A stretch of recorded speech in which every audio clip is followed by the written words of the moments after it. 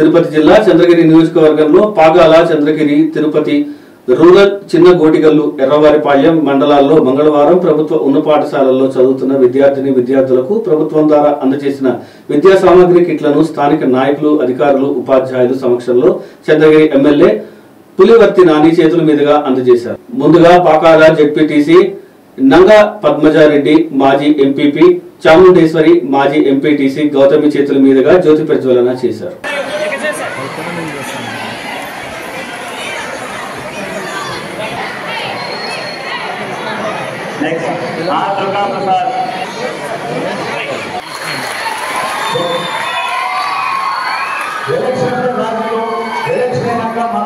మన మండలంలో నియోజకవర్గాన్ని అభివృద్ధి తీసుకోవాలి. కాబట్టి అభివృద్ధికి మీరందరూ చేయగలపండి.